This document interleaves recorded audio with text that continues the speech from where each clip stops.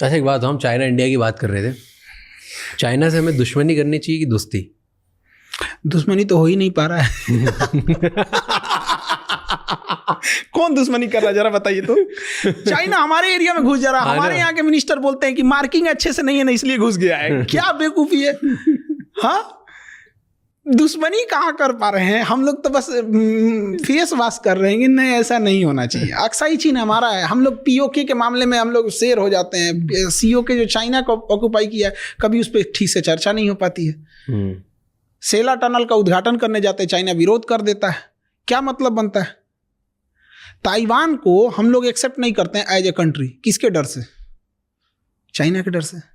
क्यों डरते हैं? ये हम थोड़े डर रहे हैं। जो बैठे हैं लोग वो डर रहे हैं। लोग हम तो कह रहे हैं काहे डर रहे हो भाई। बट आपको क्या लगता है क्यों डर है? कुछ तो रीजन होगा तभी।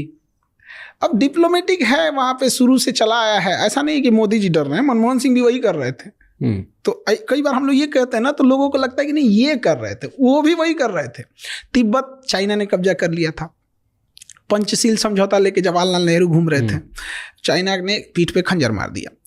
अब तिब्बत के मामले में हम लोग खुल के नहीं बोल पाते हैं। दलाई लामा को लेके चाइना हमेशा कुछ ना कुछ वो करते रहता है। तो हम लोग कहाँ चाइना से लड़ ही रहे हैं, कहाँ चाइना से दुश्मनी ही कर रहे हैं। बट कर सकते हैं हम। क्यों नहीं कर सकते? उतना होना चाहिए ना। हमारी इकोनॉमी उनकी इकोनॉमी में जमीन आसमान का अंतर। तो हम लोग ना फेंकने में नीरज चोपड़ा से आगे हैं।